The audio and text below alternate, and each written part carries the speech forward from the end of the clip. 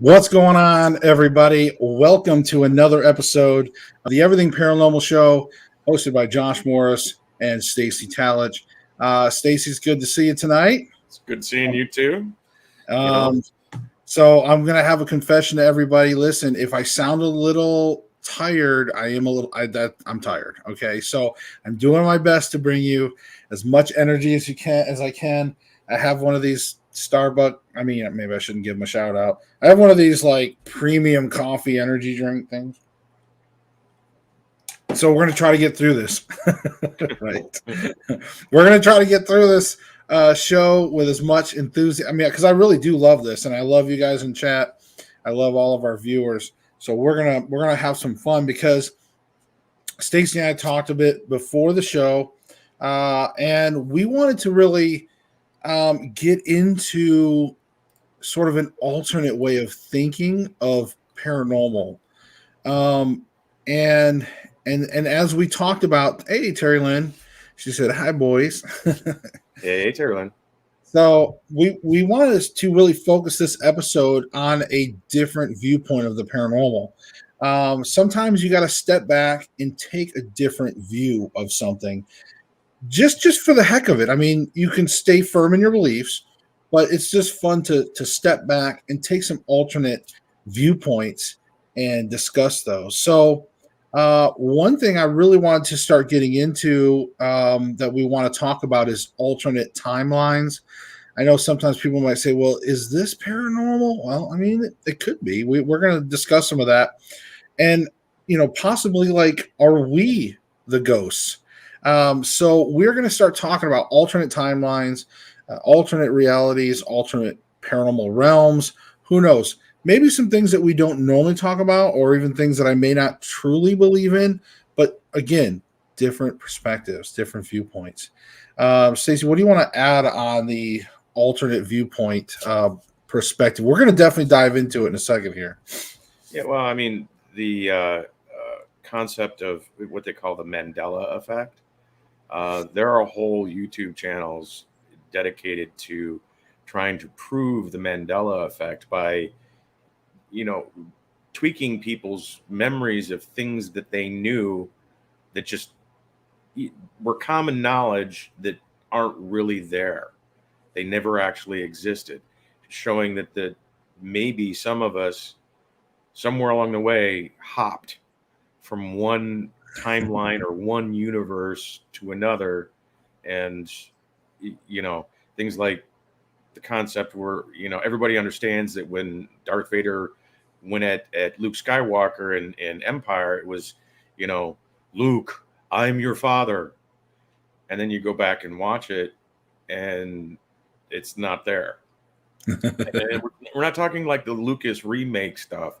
It is the original, the original film on VHS. It came out. It what it says is, "No, I am your father," and people are just blown away because they're like, "No, I distinctly remember Luke. I am your father," and it just these alternate timelines they have coined as the Mandela Effect. Yeah, and it's funny too because like I didn't even tell Terry Lynn like what we were doing the show on tonight, and literally like right before the show came on, our son was talking about the Mandela stuff, and then of course there was like this Mandela catalog videos that's been coming out, and a lot of people are watching. It's kind of like this analog horrors, like fictional stuff, but in any case. It's just something that it's just kind of funny that he brought up when this was something that you and I had already planned from earlier today. So, but yeah, Terry Lynn, that is pretty weird that she said that he's been watching me watch videos, and the stuff's terrifying. We are gonna dive into some of the Mandela Effect. I think there's some interesting things about. I know that like there's another thing where it was like, what was the other one with Sinbad? Where he played a genie, and it was it wasn't Sinbad, it was Shaq. Shaq was a genie, and everybody knew that this movie had come out. They'd seen it. They panned it as being the most awful movie that a sports player had ever done. Uh, you know, I mean, beyond some of the other stuff that's come out, and then come to find out that no, that never actually happened. He was in a movie called Sinbad that was similar in the way he was dressed, but it wasn't. He wasn't a genie. And I honestly, to God, remember how awful that movie was. He was on. He actually Oh, sat. like Shazam or something, right? Or was it? No, he sat on a garbage can. Like it wasn't a genie lamp. It was a garbage can that he was popping out of. It was weird, but it was also very bad. Some things like that. Uh, it- there was another one that, well, Mandela, where they get it from. Uh, People distinctly remember his funeral 10 years before he actually died. You know, he got out, and while he was president, he died in office, and there was this big parade. I mean, it was like Lincoln had died in South Africa, kind of stuff. It was a big deal. Dignitaries from all over the world were there, all that stuff, and then you wake up and find out that that never actually happened. Um, it literally it was like one a dream that millions of people had around the world simultaneously. They woke up and it wasn't true. And you know, you're on mute. No, There you I go. know. I know. I had it on mute, but I was listening to you, and I said right, and but yeah, I, sometimes I've been muting because I've been having some nose issues here lately. So with stupid wintertime and drying and everything else, but I didn't want to ruin your audio while you were talking. Um, I'm gonna try and pull up here in a little bit. I thought maybe I could find there is. If I can get this to pull up, that'd be great. But there is some examples, and I was trying to kind of pull up a website that had some examples of Mandela Effect. But anyways, well, we'll get into it regardless of what we think. But so let's talk a little bit about. I'd like to really get into your thoughts on alternate timelines and what does that mean for us in general. Like, let's just take that step back and look at it. Remember, try to take a different approach if you can, but again, your approach. So, tell Well, me, what do you think about alternate timelines? the whole idea of the multiverse has really gotten science a buzz because the concept that our universe isn't just one universe, it is a multiverse in which, every decision it branches off from everything that we do. And the smallest action that you take, like stepping on a butterfly, actually has ramifications for the rest of the world, the butterfly effect. Oh, that's not really what the butterfly effect is, but the whole idea that any little action actually has huge ramifications given a long enough timeline. And it branches off on a quantum level, new universes every single time. Uh, that being the case, I mean, think about the Cuban Missile Crisis, where we would be after that. You and I probably wouldn't even be here. If the Cuban Missile Crisis had gone differently Right. instead of the way that it did. I mean, it was before we were born, but it was an apocalyptic level possibility event that may have happened somewhere else, may have happened on another timeline. And, you know, the idea of us jumping from one universe to another doesn't necessarily mean on a physical level, because when you're dealing with quantum physics and quantum science, there is no physicality. It's just information. Information is at the quantum level. And your consciousness is pure information. It's not energy, it's information. Information is different from energy because you can, without information, energy is just static, it's flux. But if you imbue information into energy, the information of gold, for instance, into energy, it becomes gold. You imbue the information of lead into energy, it becomes lead. Without the information, there is nothing else. It's just static. And your consciousness, my consciousness, is pure information. That being Right. the case, on a quantum level, hopping from one universe to another or one timeline from to another is just a matter of conscious thought, conscious will. You can do it in your sleep, uh, literally jump from one universe to another. Like they Star Trek, they did it, like an evil Spock, that kind of thing. Right. They jumped from one universe to another, and they were completely different people. Uh, that can happen, and has been documented by other people to have actually happened. The Mandela Effect, by remembering things that took place in the other universe. And now that they're in the new universe, it starts to fade like a dream, but they still have an inkling of what it is that they remembered. Um, you know, have you ever had a dream that was so vivid that when you woke up, you were absolutely positive that it took place? It may have. You may Right. have jumped from one timeline or one universe to another and jumped back.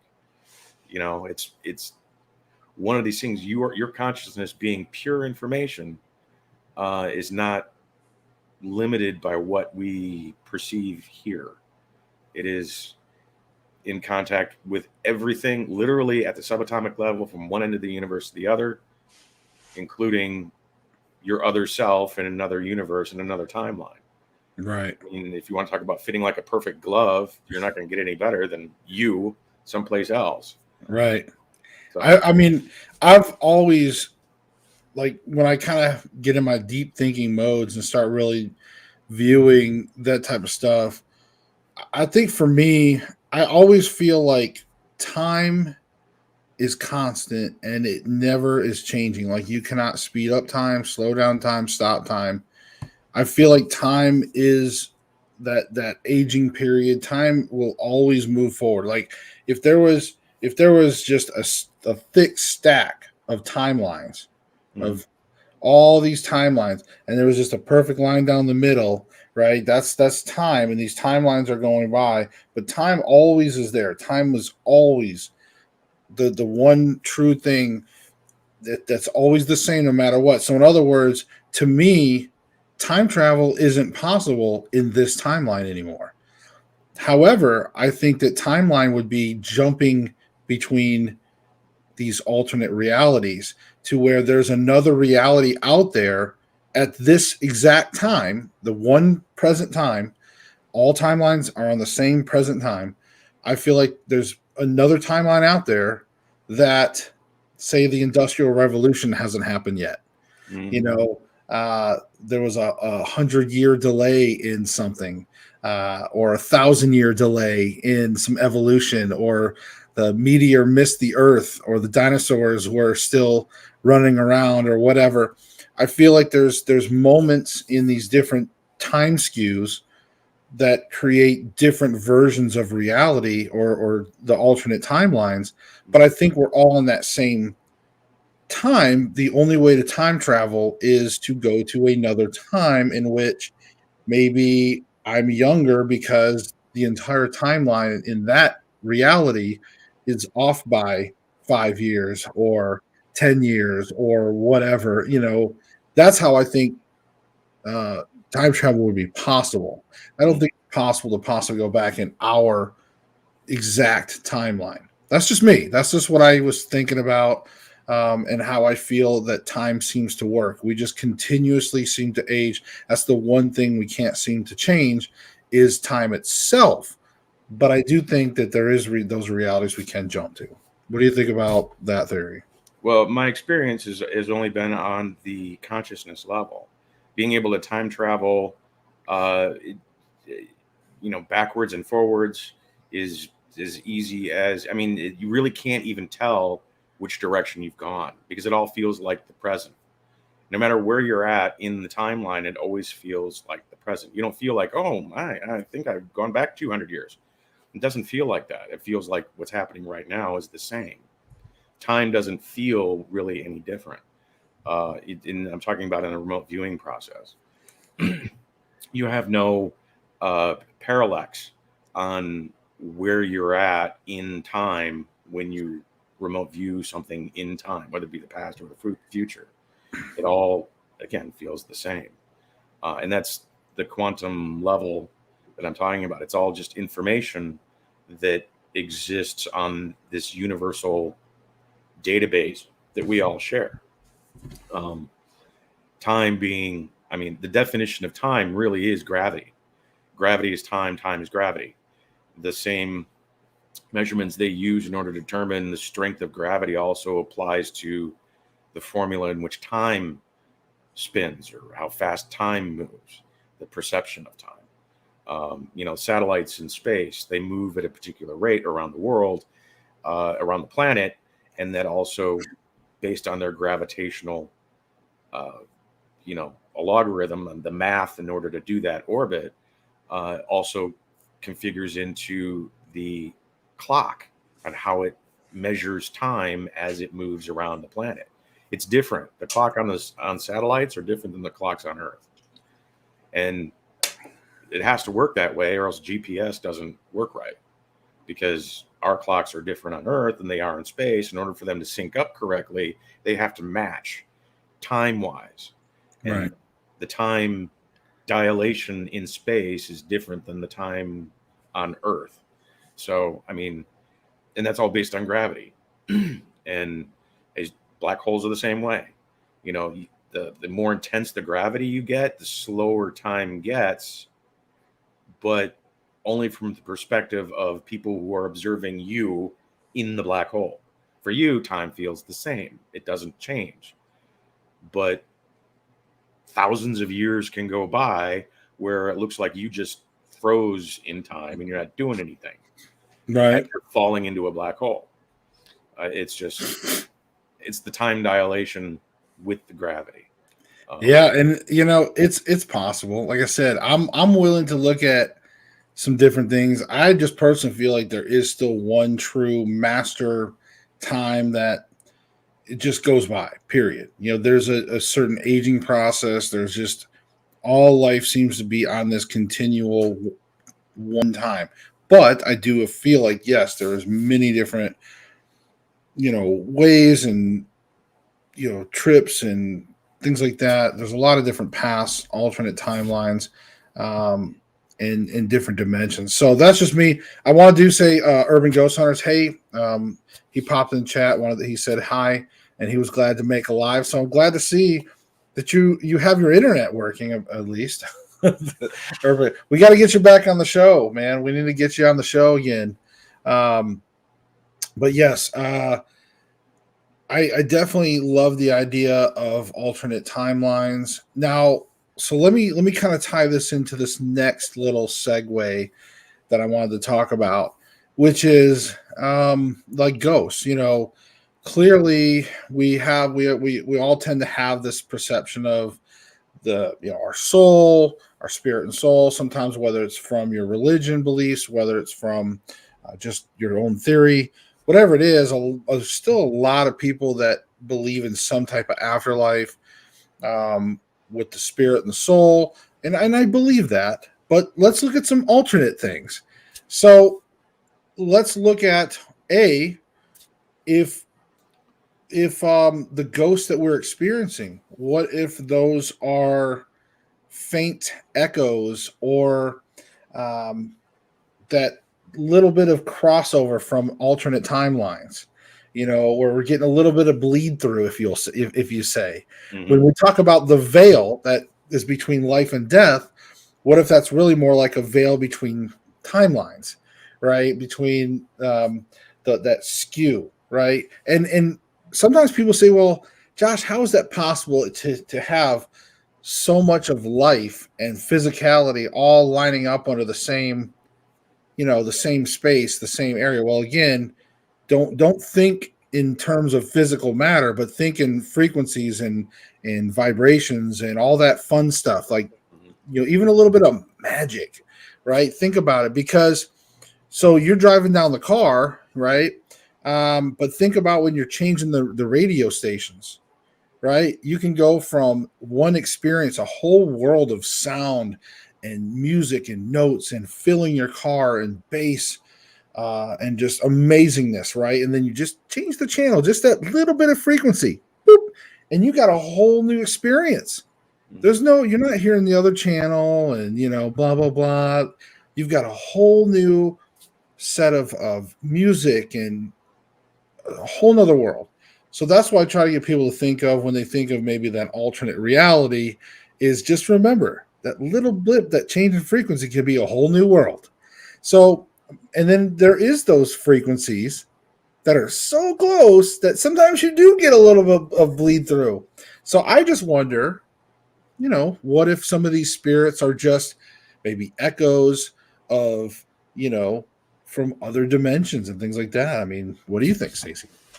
Well, yeah, I mean, on a certain level, there are levels to the levels. I mean, levels of dimensions, that things that have been conveyed to me and in my experiences as, out of body experience, things of that sort. What little information that I've been able to obtain, crossing over into the realm of the dead. Whenever I converse with somebody who I know who has died and we're, in a conversation, they seem almost, it makes them laugh every single time. They laugh whenever I come up to them and say, you know what, people think you're dead. And they look at me and they say, they think I'm dead. Please. It's like they never really explain what that means. Like, from your perspective now, are we all like the dead, or are we walking around life as though we are dead? I don't really understand where they're coming from, but it always makes them laugh on what it is that we are now perceiving them as not being on the other side, or being dead, or not being alive, whatever.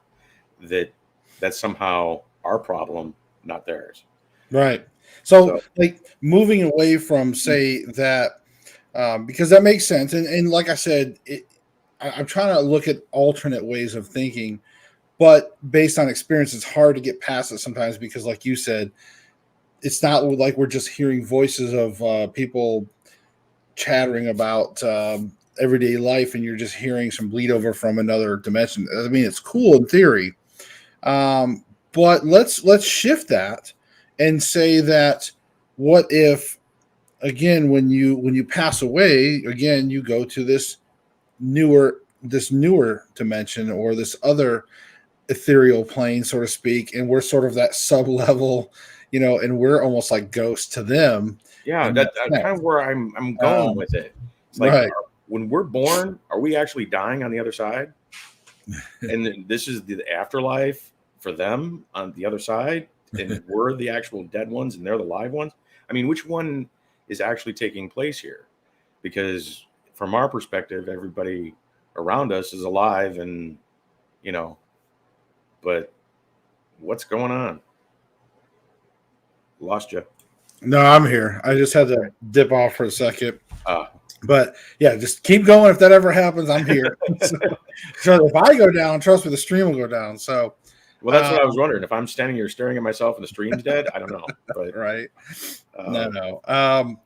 But in any case, I like that idea. And it's just, like I said, today, folks, if you're just joining us in some of this as we talk, remember, we're just looking at alternate views, different things to throw out there, not just maybe some of the things that we normally believe in with the afterlife. And, we're just throwing some things out there, trying to see what sticks. We're just throwing some mud on the wall, see what mhm. sticks there, see if there's any things to it. We're just exploring. This is what people do, right? So if you guys have any fun little comments or theories, anything like that, feel free to throw them in the chat. Um, I do want to take a moment to say, guys, so recently this past weekend, I got to do some field work. I told you guys I was going to go out in the field, start filming some more this year. So I'm trying to stay true to that. So certainly I did a couple hour drive and went to a cool location. I can say what it is now, but I actually did a investigation with John from Exploration Unknown. So shout out to John. Had a good time. Went out there and we investigated, and it was the old Indian cave resort. It's a kind of an abandoned resort that they built around this old Indian cave that was dates way back, that the Indians used to use, and even when the soldiers came through, the Trail of Tears, all that stuff. There was the Confederacy and the Union.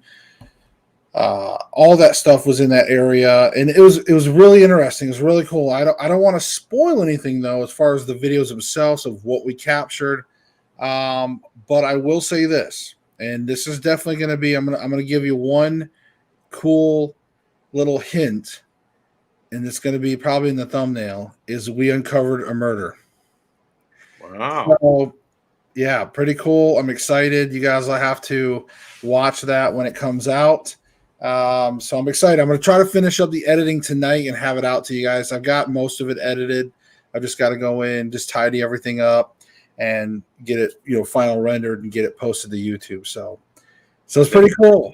Was that through the dowsing rods, or did you find a corpse? I can't tell you, man. You're going to have to watch the video and find out, man. So, but yeah, so go check it out. And then John on his channel, I think right now he's got, I don't know if it's right now, but I know he said that he was going to be debuting his side of things, some of the stuff that he filmed while we were there on his Patreon, because he's got Patreon and monetization and stuff like that. So he gets his Patreons a sneak peek, and then but you'll be able to see my side tomorrow, so it'll be really cool.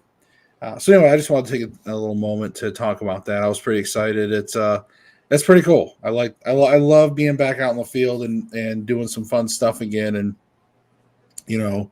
I had a good time. I had a good time with just being outdoors. John was a really nice guy. And then shortly, I feel bad though, because I think he might have pushed himself a little too much out there that day, because he was out there filming and climbing mountains and stuff way before I even got there.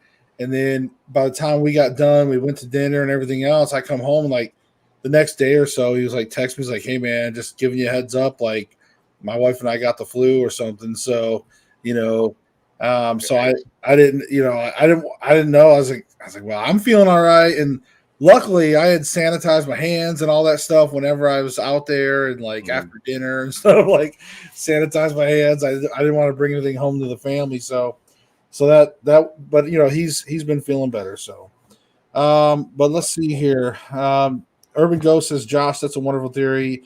And even in ITC capturing voice across the broad range of frequency, like a bleed over beyond the veil." And then Taylor says, "What? You better not be throwing him out the wall." Couldn't help myself. He hates when I do that. I know, honey. No, I don't hate when you do that. I hate when you walk and make squeaky noises above because the ceiling makes really loud squeak when she walks in her room. Bob, what's going on, Bob? Love the Deep Thought shows. Josh and Stacy make a good team. Hey, don't be pounding on the ceiling. Stacy make a good team and should consider being a permanent co-host venue. Just a thought. Well, that's kind of one thing we've really kind of been doing. We haven't really made it official or anything. We've just been, just chugging along. Stacy loves being on here, and Bob, you have horrible internet, or we get you on here more. And we had the Paranormal Council. We probably should try to get some of those together every once in a while too. So I still love the theory of that. I think having four of us from different backgrounds, or even if Terry Lynn joins us, I always give Terry Lynn opportunities to come on the show. So. But a lot of times she gives up her seat for Stacy. She's like, "I want Stacy on the show than me." So I'm like, "All right, well, she's my wife. I give her the chance." And but we might get her too. Maybe get her on the show also. I mean, we can have up to 10 people on the thing if we really wanted to. If it was like something crazy. Urban Ghost Hunters on here. Yeah, that's what I'm saying. Yeah, he popped in, and we need to get them. I need to get him. I think it's Eric's probably the one I think on here. Bob, yeah, hi Bob. But so anyways, back to where we're guys. Also, to let's see, what is there any other announcements that I want to cover? Um, I will be for those of you that are interested in tarot readings. I do have a new tarot deck, and I'm going to be doing some of that stuff in the near future. I've got a TikTok that I don't use, and I'm thinking about really kind of dedicating that to sort of um, putting out some daily stuff and things like that, and doing more of the tarot stuff on there. Probably not so much on here. Here we'll more on YouTube. We'll focus more on the investigations and, of course, the live show on Thursday, or I'll do live, events on Thursdays once the weather gets better. So probably for the winter, I'm sure you'll probably see Thursdays will be a lot of shows like this. And then on Sundays, I've been trying to get out. This weekend, the weather seems to be looks like it's going to be sunny on this Sunday. So I'm going to get out. I've got a place that we may go and film at. So again, I'm going to keep pushing out those regular videos for you guys out in the field. So, all right, let's get back into this discussion, man. I love talking about this crap. So, all right. So we, again, I still want to keep on talking about the idea that I think I want to kind of blend both alternate timelines and, of course, spirits. So I guess that would mean like you could really dive into the thought of what happens. So if there's like, let's just throw out a stupid number. Let's say there's 1,000 copies of me out there. Does that mean my soul is splintered in 1,000 different ways? Is there is there different versions, I guess, where some parts of me go to hell if I don't believe in something, or does some of me, maybe I accept Christ in some of them and go to heaven? I mean, I'm just, again, theory. I'm not suggesting everybody has to do that, or that's the right or wrong way to get to heaven or hell or whatever. Anyways, but I'm just throwing some theories out there. So is some of my alternate things going to go to hell and some of them purgatory, some heaven? I mean, That's interesting. I mean, are you paying for karma from another universe for crap that your other self did because, well, it's still you? I well, mean, maybe that we could throw that in there too. Is like, or is there a ripple effect? Is there a connection, a spiritual connection among all your other copies out there? So if you got one that's just like the bad version of you, is that rippling across to the good version of you? I don't know. Or again, is there afterlife for each soul that splinters from each dimension? Uh, we start getting into some of that. I mean, that sounds like a series, the whole plot and of Loki, the Disney, I plus or whatever it's called now, where there's all these different Lokis. One's a woman, the other one's a whiny little person, and the one's, there's all these versions of Loki out there. I didn't watch the show, Neither so have I, but that's seems to be the thing, the multiverse. right. They're just getting obnoxious with it, but they're putting up a lot of questions of like, this is based on theoretical physics. Is it real in the real world? And which one is the real world? Right. And I think that also would have to come into your faith. And I think like each person, I would say, you have to look at your own faith and what you believe and your convictions. Again, these are just theories. Don't get mad at me or Stacy or anything. We're just throwing stuff out there, talking about it, putting it out there, maybe get you guys thinking about something. I don't know. I just think about those things that if, you know, one side of me decided to start, you know, doing something crazy or lost my faith in God, is there another version in another timeline where I found my faith because of maybe some other actions? Maybe there was like a meteor that hit the earth and, you know, really caused some damage and made me get some faith. Whereas in another timeline, there was nothing. It was a bad timeline, and bad presidents were elected, and I hate myself in that situation. Who knows? I'm just throwing some shit out there. Yeah, Makes you wonder. it'll cook your noodle, and then the only time that it really will make sense is when you start experiencing the different ones yourself, like shifting from one universe to the other in the Mandela Effect, or like I said, the dream. You have a vivid dream where you're like, you were there. I mean, you could, it was like you couldn't tell the difference when you woke up, whether it was a memory or whether it was an actual dream. But There we go. Here we go. tinfoil, not plastic. No. This is the official tarot card reading hat. Ah, Jay Terlin was talking about, you got to wear the Walmart bag on your head, like they do on some of the TikToks when they're doing stuff. So there you go, honey. Now I'm official. Now we just break out our deck here and start doing some official readings. My head's probably gonna start sweating here in a second. I was just gonna say that's how you get your scalp to sweat. Like, I know Stacy for like one little second, I think Stacy had a worried look on his face. Like, is this guy fixing to like asphyxiate himself on like live TV? Is this gonna turn into some weird? No, it was nothing like that. But I just had to do that for 2. I looked and I was like, hey, I got a Walmart bag down here by chance. I was like, I gotta do the. I go through a lot for jokes with her. I don't know. All right. Where are we at? So yeah, she was talking about Walmart with a Walmart bag on her head. Bob says still nursing a slip disc and cracked ribs, pain pills to take the edge off, but can't fully enjoy the show in a fog. That's okay. The show is it's about the standard. Don't worry about that. You don't have to worry about enjoying it.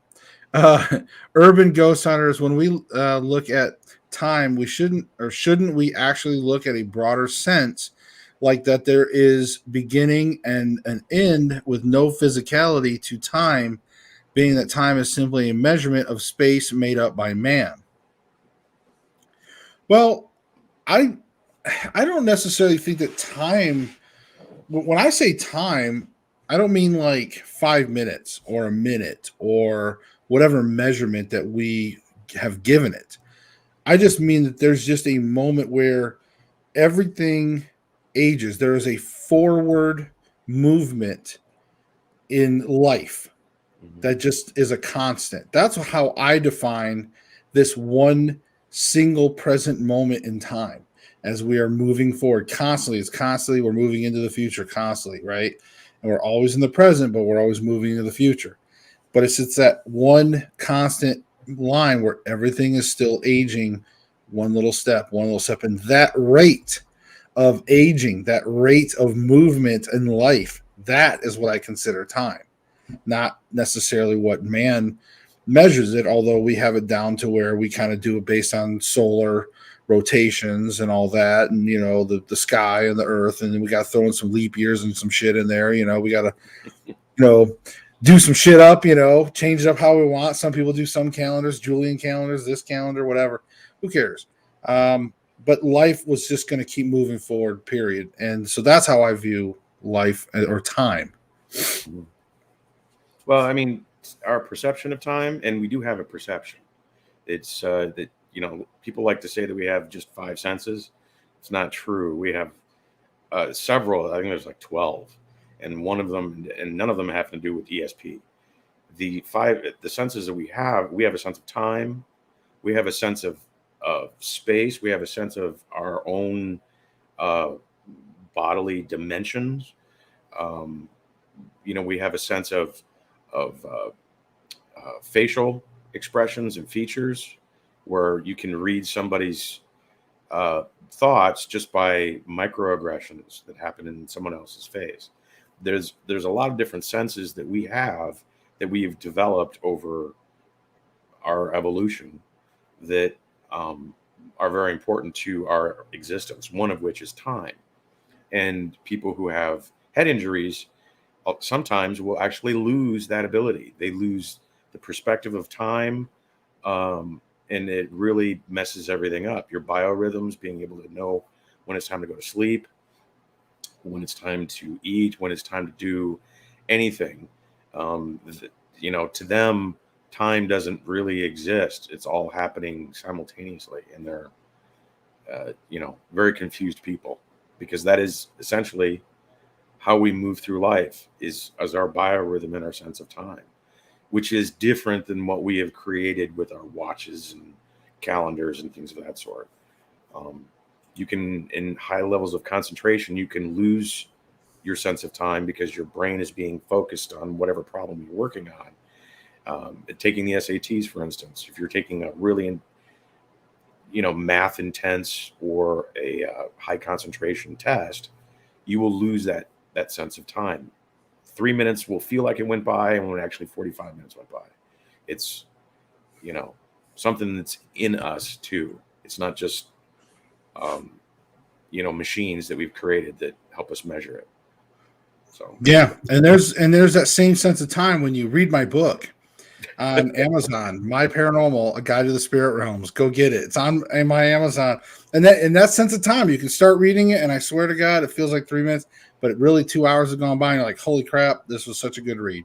That's yeah, why I know that was cheesy, but I threw that in there. well, that's the way it can be. If you got really into something, you're like, oh my Urban God, Ghost you're Urban Ghost Hunter says, for instance, if you're standing on the street watching a parade at a starting time, you have to wait a time period to see the end. And yet, if you look at the same parade from an airplane, you see both. Well, and again, I think that that's visual versus the actual, for me, again, and I'm not thinking about any theories or anybody out there. I'm not thinking of any book smart stuff. I'm just thinking of my dumb old self. And that is, I just look at the moment in time. So, like when you look at the stars, visually, they tell you, like, you're looking at something from millions of years ago or whatever, and you're still seeing that. Like, that star could have died, blown up, it's no longer even existed, but you still see it because, we haven't visually caught up to all that light, that information that is sent. So, but at that moment in time, like I realized, like we're not sharing the same space, even though we're looking at that star.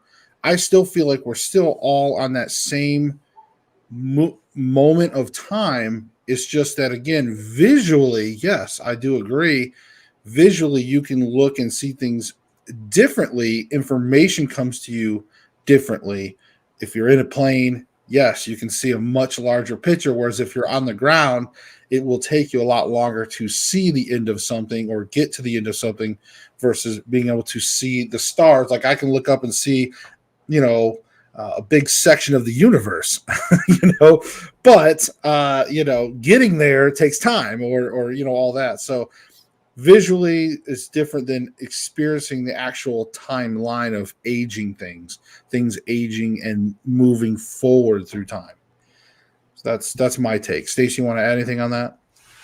no, that everybody perceives things a little bit differently, and on that, I've got really nothing to add, because it's personal experience that helps you understand one thing over another. So, And I think Terry Lynn says, Stacey would love your take on the recent volcano going off. Things are going crazy.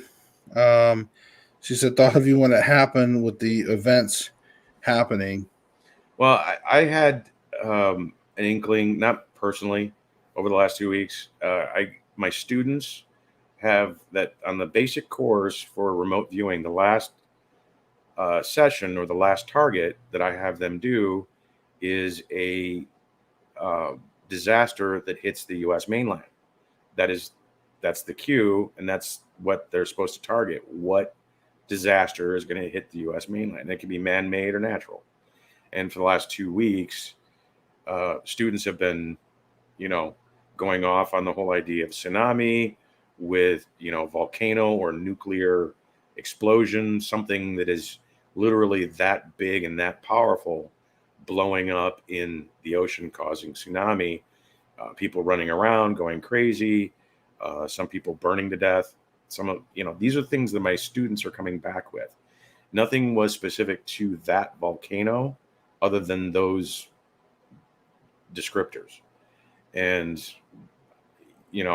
my hope all of this time was that it wasn't, Yellowstone.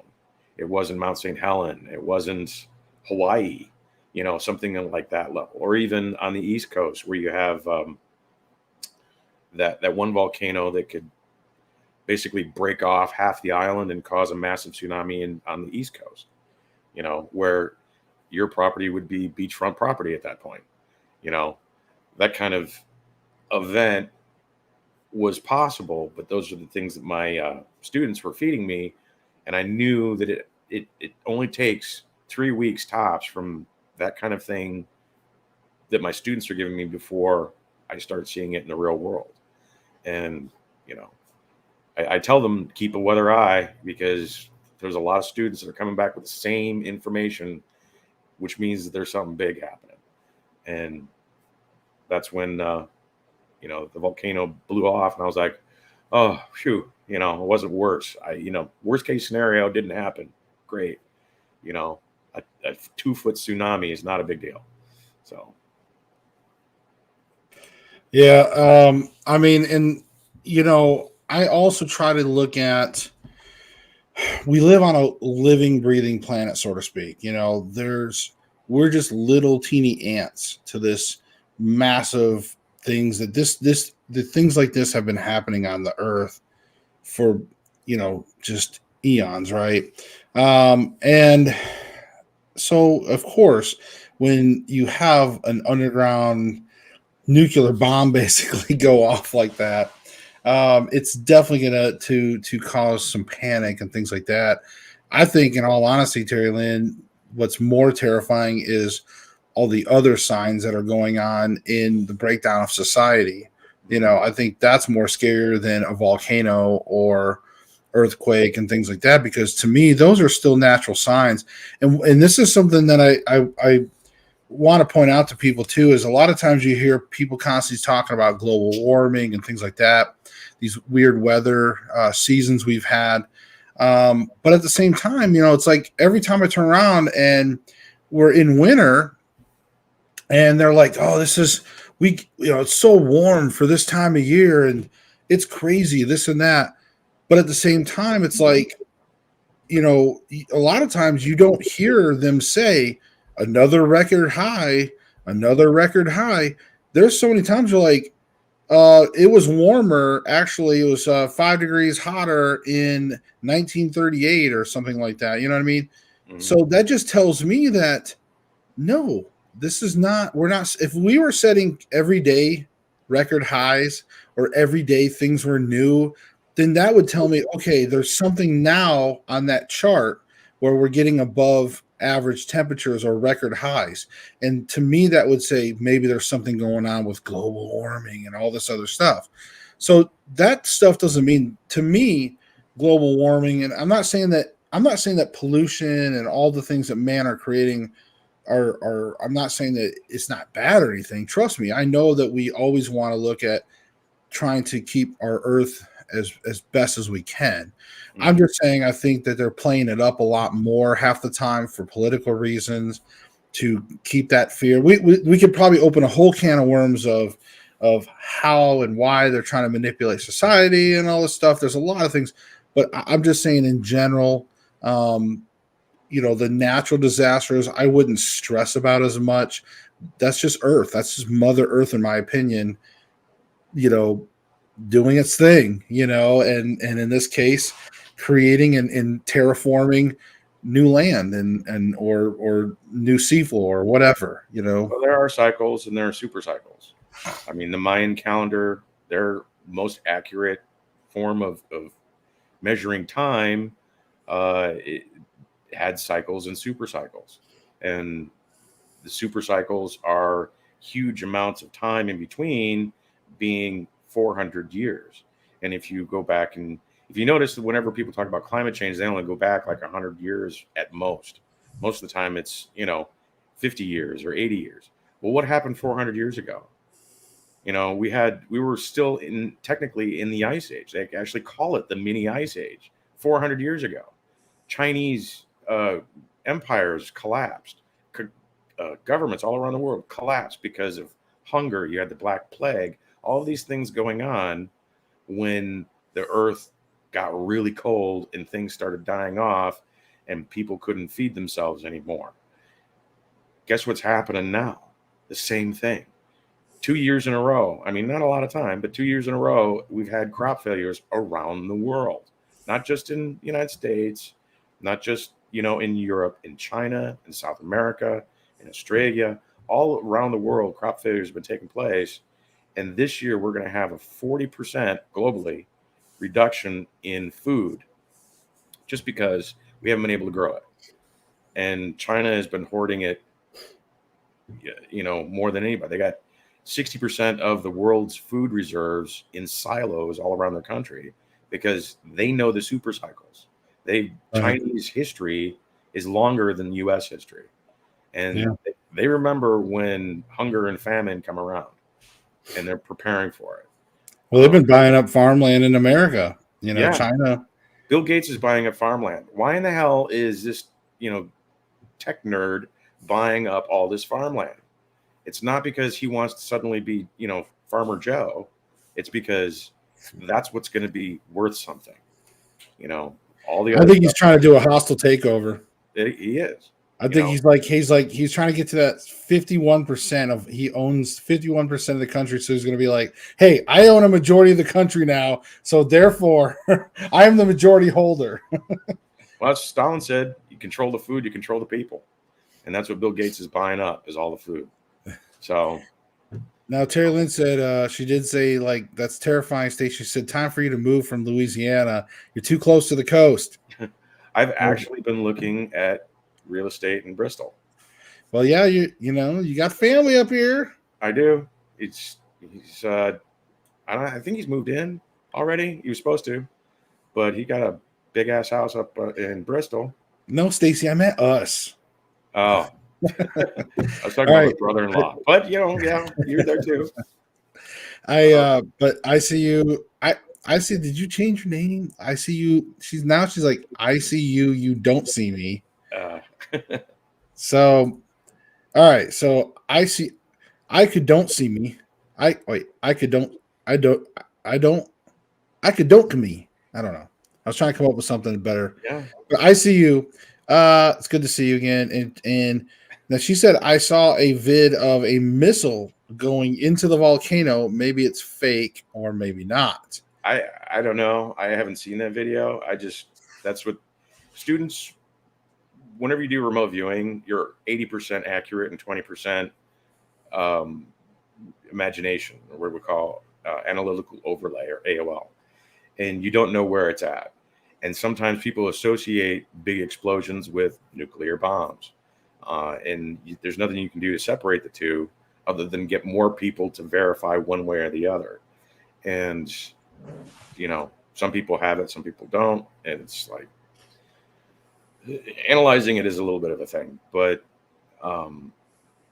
it could have been a missile. Everybody on the ground who was actually close enough to see it explode said it was actually a volcano. So I don't know.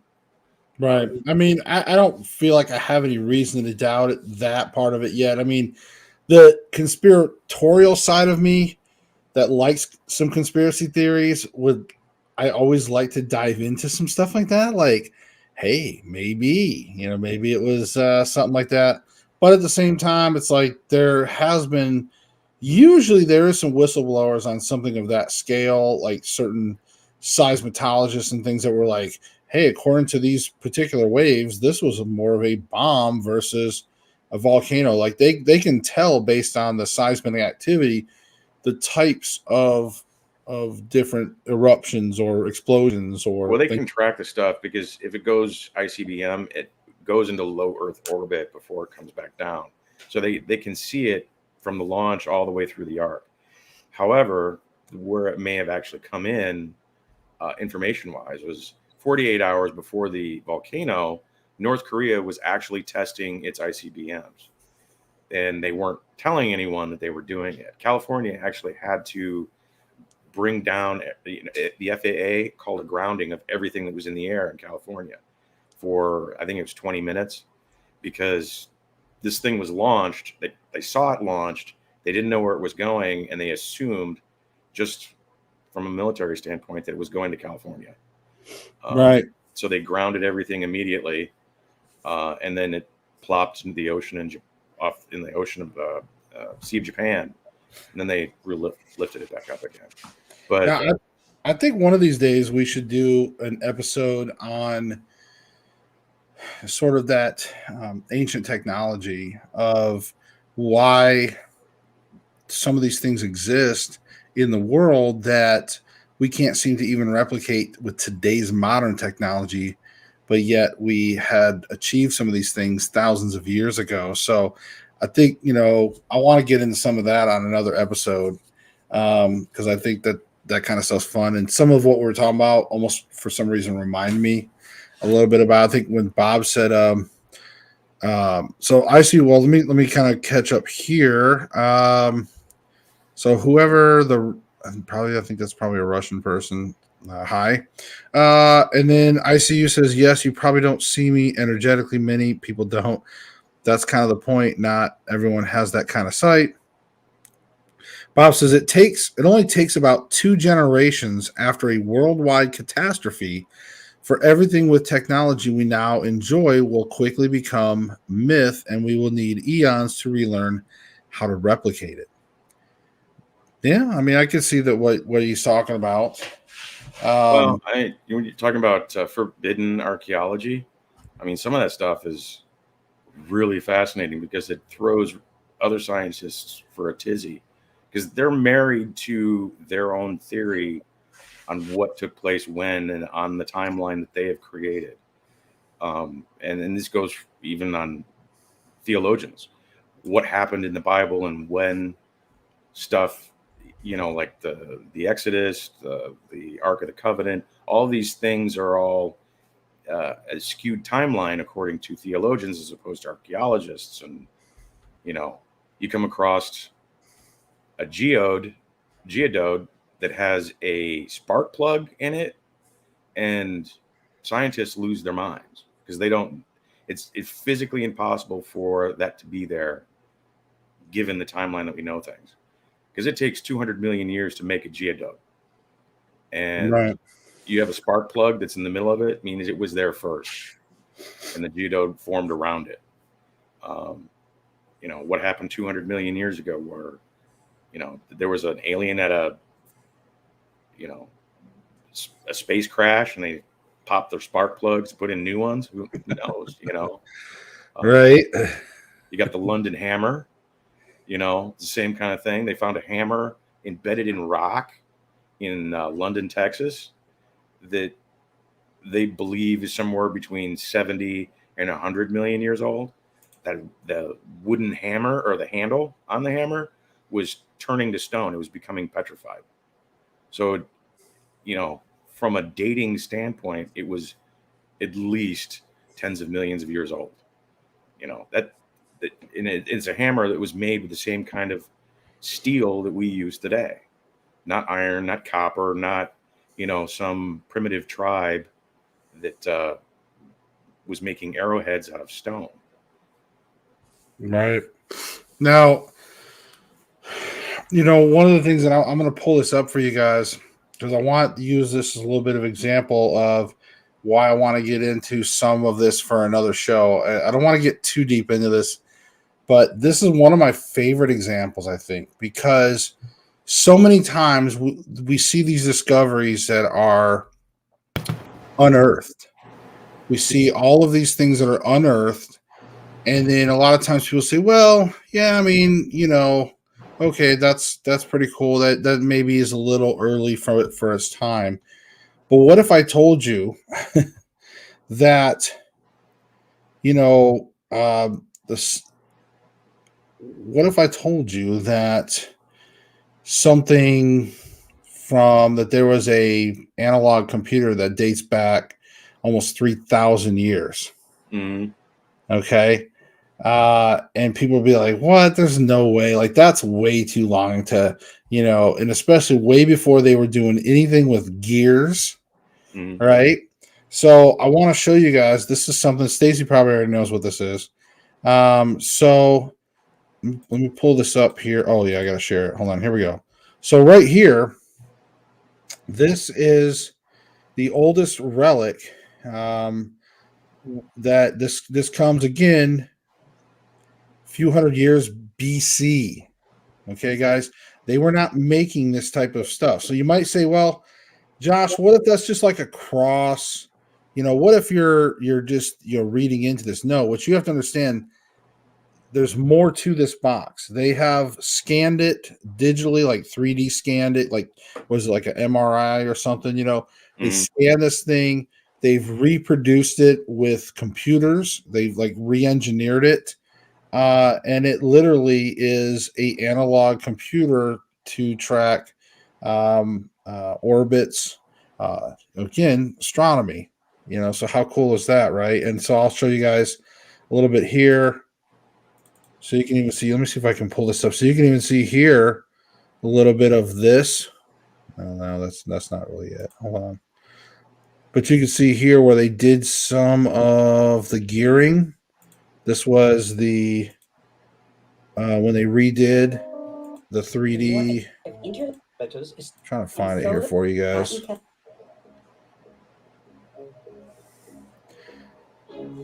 Several writers in antiquity, including Cicero, mention the existence of similar machines, but the Antikythera mechanism is the only one which has been recovered. Look at those gears. Discovered that it also indicates which cities would host future Olympic Games held every 4 years.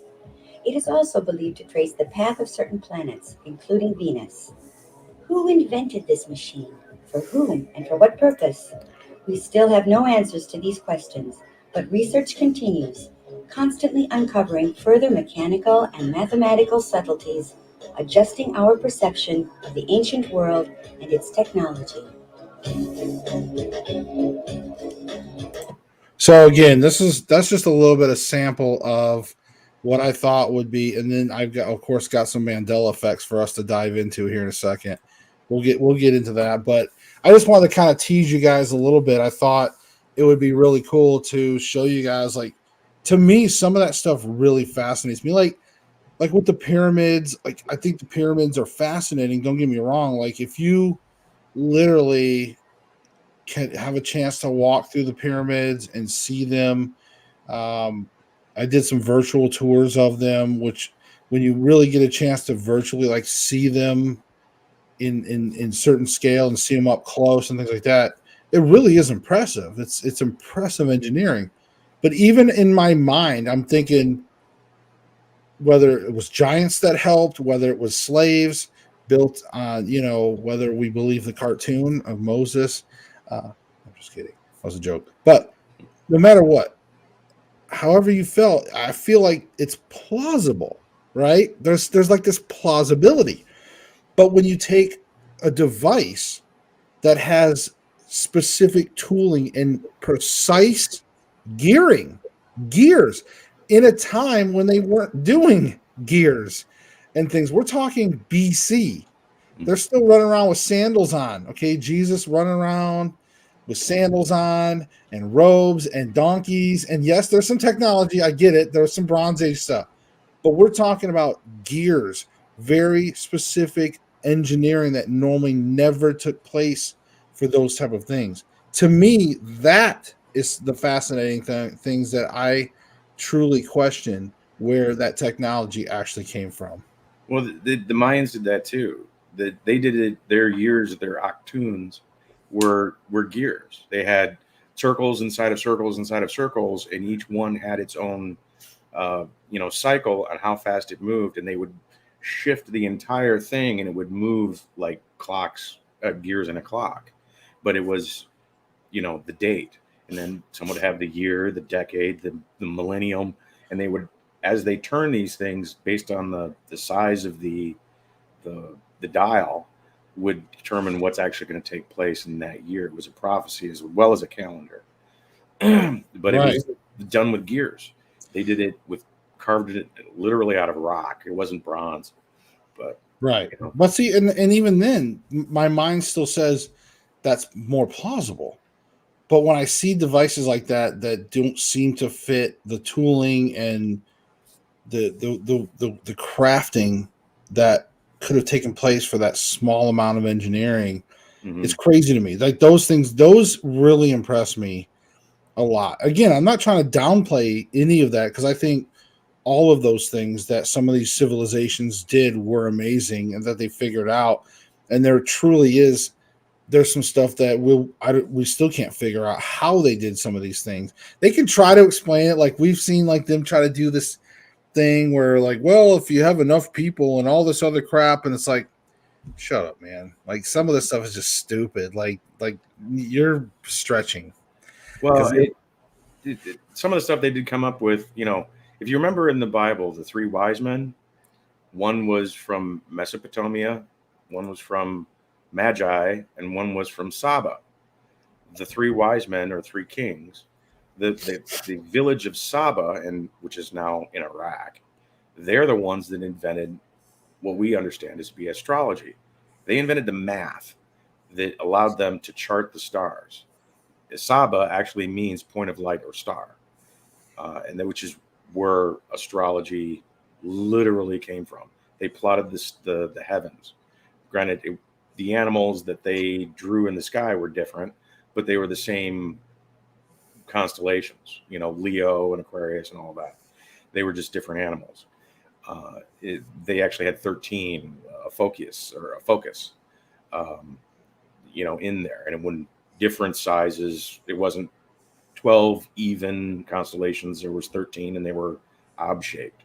Right. Anyway, they came up with the math in order to track not only the constellations but the planets as well, the ones that could be seen, and even came up with some that they couldn't see for some reason.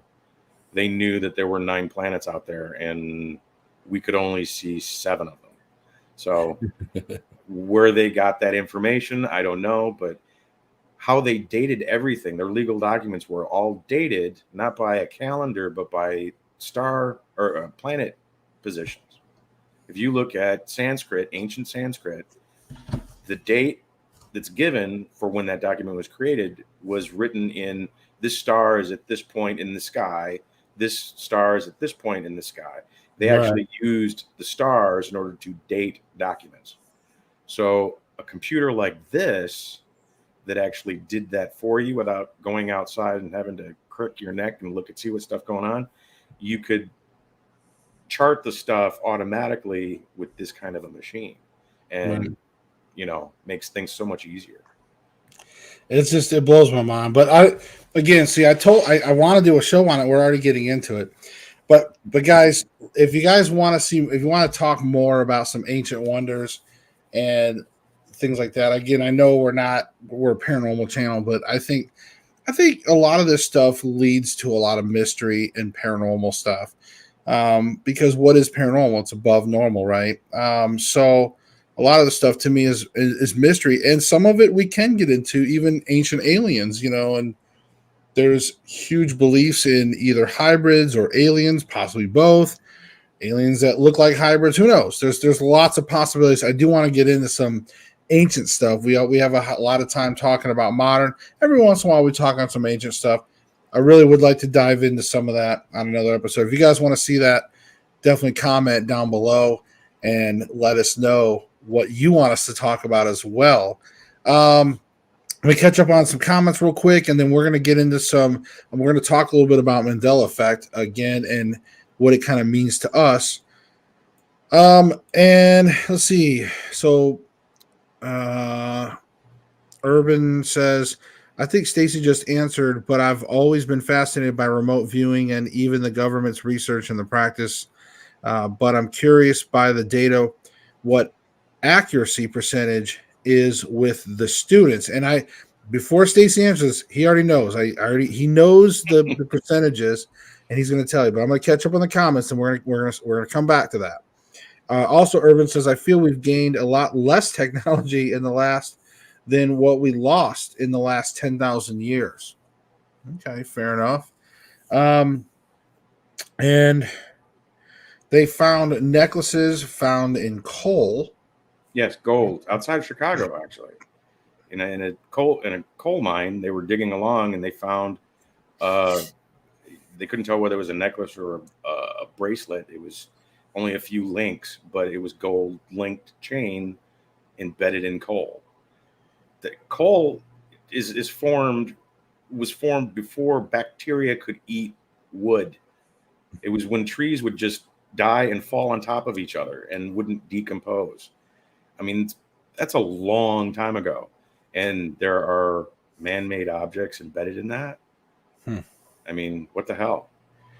It's interesting because as much coal as we have utilized and mined, you would think maybe we'd find more of that. But I guess, again, things lasting that long, Uh-huh.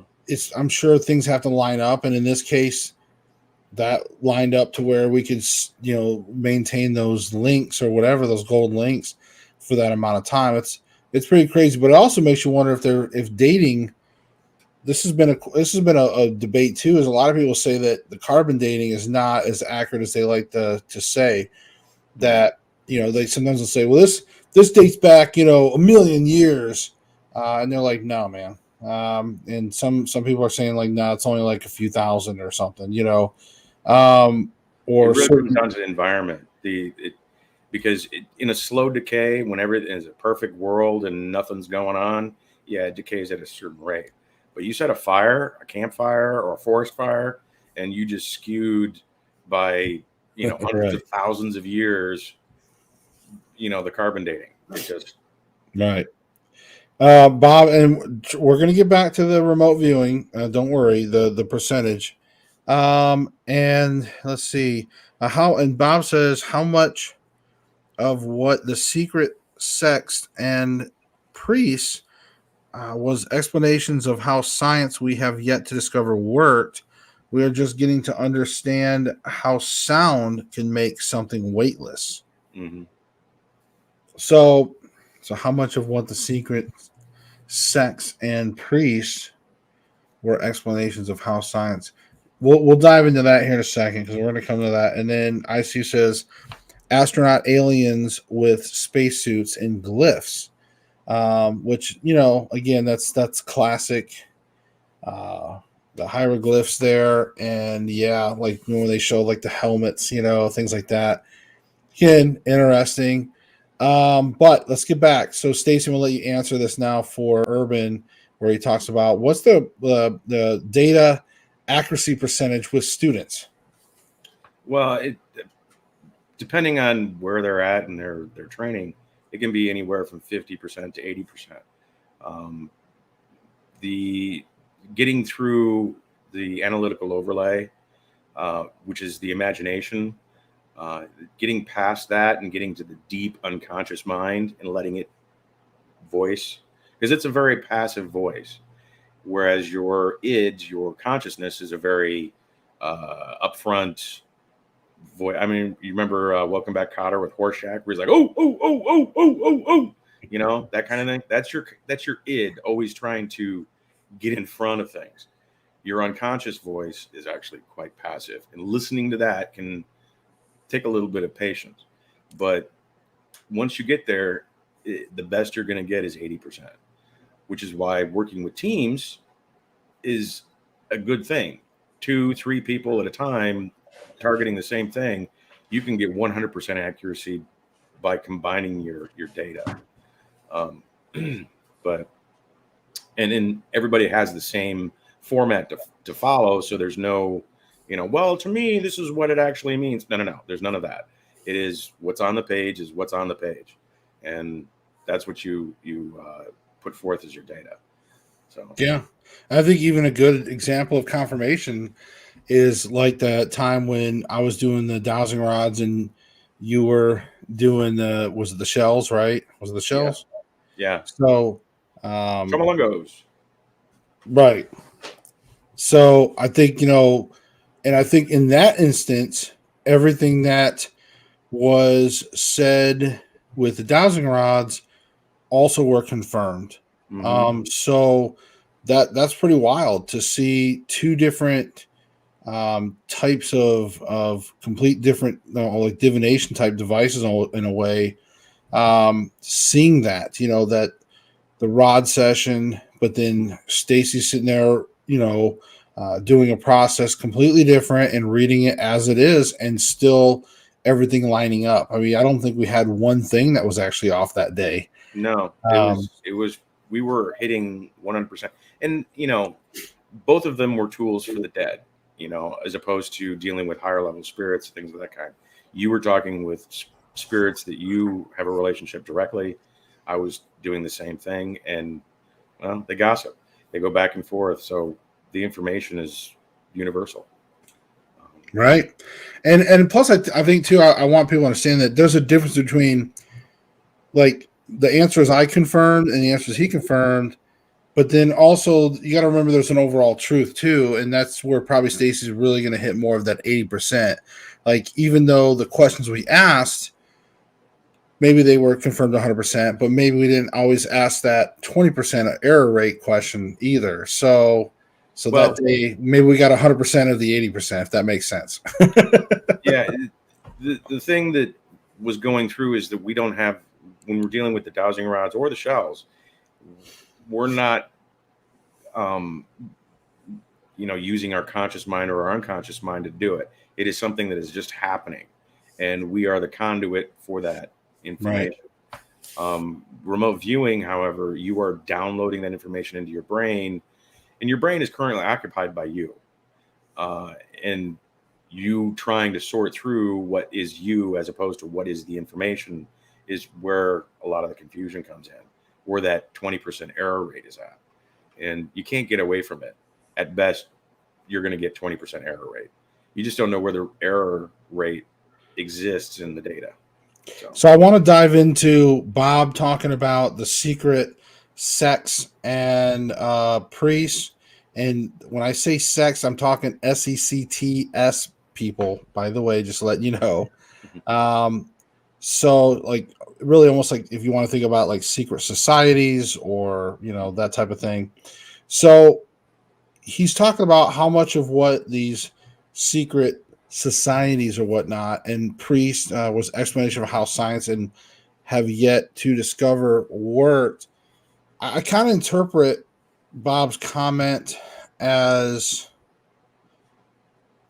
I take it as there maybe, and then Bob, maybe you can clarify if I'm wrong, but I think he's kind of alluding to, where maybe some of the whether certain parts of the government that are also maybe considered secret society, kind of hand in hand, how much technology that they actually do know about, where that the advanced technology, but it doesn't ever filter out, until later on. Obviously, there was technology, there was hover technology, there was drones way before we got to have drones. Now drones are like, so easy to use, but drones were out. All these different things that we see nowadays have already been out. So I think to me, Bob was leaning into how much of these secret societies are driving this technology and what yet to be discovered. Where is this going to go? Like what do they know that we don't know yet in technology? Well, some people are discovering new things all the time. Tesla was always brainstorming things, and he didn't even take credit for the stuff that he was getting. He honestly believed that what he was getting, he believed was coming from Mars, essentially aliens. He didn't believe that his ideas were his. They were coming from someplace else. Other people have had the same thing. The one guy, I can't remember what his name is now, but have you ever heard of the Coral Castle in Florida? Oh man. Oh yeah. Like the guy, and doesn't like people trying to figure out like how did he sculpt all that stuff like by himself? He's like an old man, or isn't he? Well, he was a young guy at the time when he made it, but yeah, he cut out these huge, essentially blocks, the same size blocks as what you see in the Great Pyramid of coral, and he was an immigrant to this country, and he was going to try and build his fiancée this castle because he loved her so much. He was, that kind of thing. She never showed, died crossing the sea, who knows, but he essentially died a lonely man because he built this thing for her, and he had figured out how they built the pyramids. And essentially, all he had was this box, it was a wooden box on top of a tripod, and he was able to move these several ton coral blocks, and create this castle from this thing. And a lot of people believe that he'd figured out the vibration or the sound to essentially allow them to be weightless. Yeah, that's it.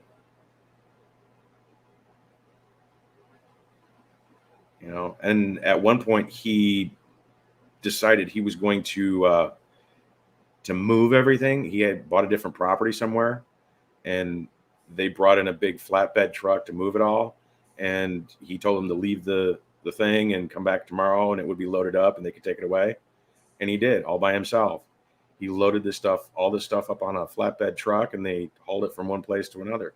But nobody ever saw him actually do it. And no one's been able to figure out exactly how he did it. The running theory is that he figured out how to make things weightless through sound. And that's what the Tibetans did. They actually have a chant that they would move huge stones. The stones would actually become like gelatinous. They'd be like really spongy, marshmallowish rocks while they were doing their throat yoga or throat yodeling. Their ohms, what they call ohms. Yeah, they would clank the bells at a certain rhythm with their throat yodeling, and those tones would turn the rock into soft marshmallowy, where one person could pick up these huge boulders and move them around until the sound stopped, and then they would harden up again and become heavy. These things are Tesla witnessed this, and he became so fascinated he tried to recreate the stuff himself. Right.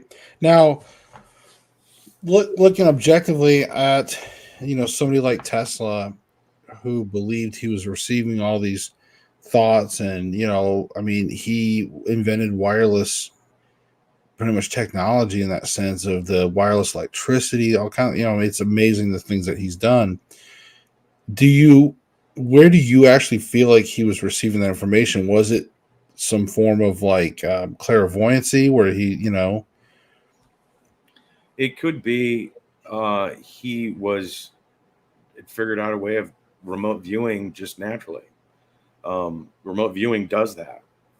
I'll have epiphanies because what you're essentially doing is asking a question of the universe, and it's providing you data. That's, in a nutshell, that's what remote viewing is. You provide a target in a particular format in the sessions, but when it comes down to it, you're just asking a question. Ask and you shall receive. That's the main thing. What you're asking for is information, and the universe has no reason to deny you that information. There's nothing, super secret or beyond your understanding. If you want to know something, it'll tell you, because it's a gossip, And if you start thinking about something on a scientific level, it's going to tell you. I've watched videos on YouTube and said, gosh, I wonder how the universe, what is the life cycle of the universe?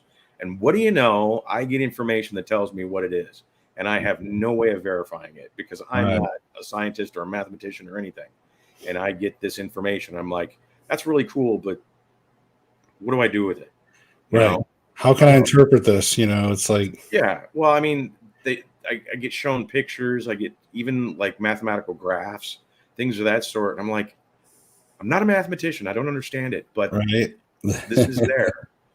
It's like whenever they show those big chalkboards full of mathematical equations for these geniuses, like in the movies and stuff, I look at it and just I didn't even know some of those symbols existed in math, but awesome. Yeah. So it's getting that, what's the secret of the universe? And it's just that's the formula. It's like, okay, I have no clue. Okay, I even asked, what does the universe look like? Like, if you were standing back outside of the universe, looking at the whole damn thing, what would it look like? Do you know? Uh, I do. a Because marble. no, it looks like a bagel, Okay, like a bagel. sliced bagel, and they call it a torsion field, but it has an upper half, a northern half, and a bottom half. One is matter, the other one is antimatter, and in the middle, they're destroying each other slowly as it collapses in on itself at the equator, because matter and antimatter cancel each other out. But the universe itself is literally the shape of a bagel, and after a while, it will, like a fountain, just not be there anymore. And honestly, I have no way of verifying that. But when I ask the question, these images start popping into my head, and it shows me just like I would imagine Nikola Tesla had. He asked the universe something, and it told him. So Yeah, I mean, and that's a good theory, you know. I mean, and some people just receive visions, whether you want to try to put an explanation to them or not. But some people are just some of our great, but that's why they call them visionaries, right? yeah, So, Bob did confirm. He said, "On the mark, Josh. Once people stopped thinking this secrets were gibberish and started studying these secrets, they found out what we truly lost, or what we have truly lost." And that's true. I want to start shifting before we start ending because we're past 10:30. It's kind of a turning into a longer show, but I've had fun. I really have enjoyed talking about some of these alternate realities, alternate ideas, different way of thinking today. It's been really fun. I've enjoyed it. For those of you, if the show was long, I apologize, but you guys know me by now, so you know us by now. So, all right, I want to go over here and because we talked about the Mandela effect, and so I think again, this to me, okay, so here's where you can start questioning because some people say like the Mandela effect, right? It's there's like this parallel universe, and things kind of get skewed in our timeline, but to me, does that mean that like how would that work as far as the Mandela effect in the current timeline, unless there was somebody possibly going back in our timeline, or maybe we something in the past is something's getting changed in our past. So my question is there a future where they are going back time traveling and messing and tweaking our timelines, and this is causing that Mandela effect? or butterfly effect, the same concept. Right, You right, know, somebody went uh, you know, history showed that Hitler actually got away and went to Argentina, right, but our history shows that he shot himself and outside his bunker or in his bunker, and who right. knows which one actually took place and which one is the Mandela effect.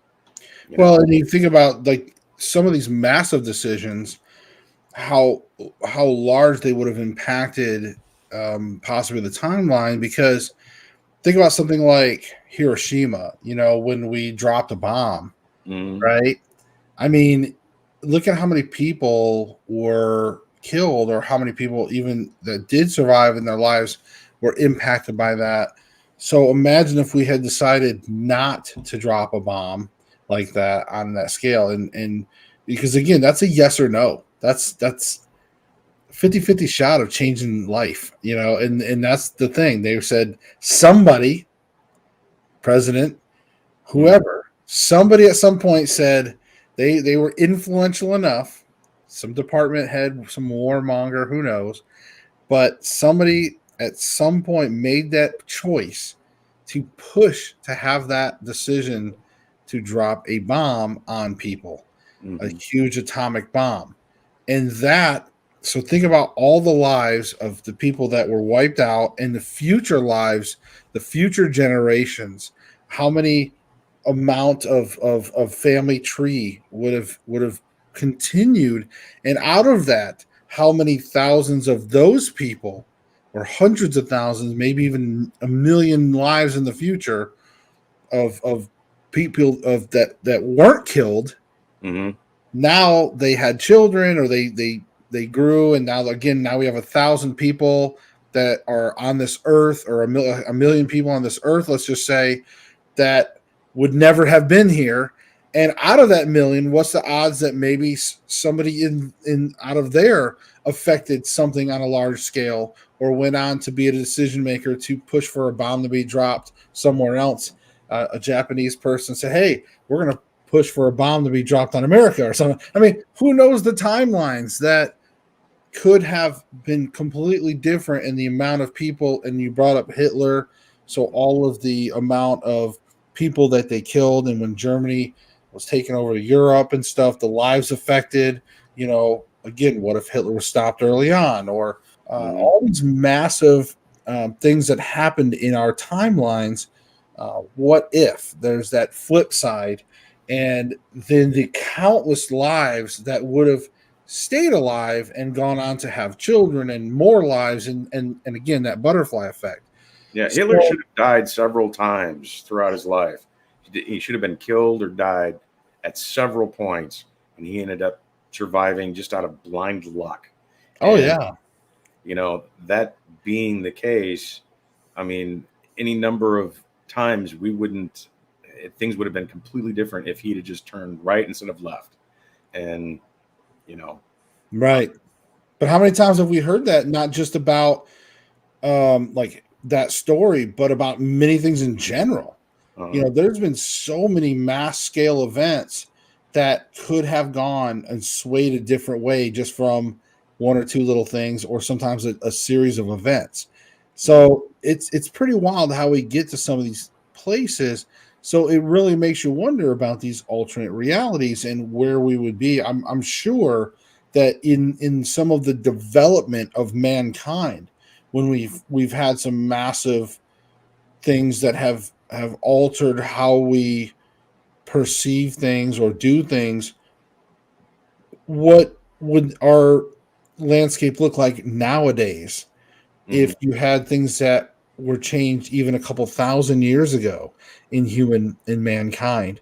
What would that look like now? Would we even have a United States of America?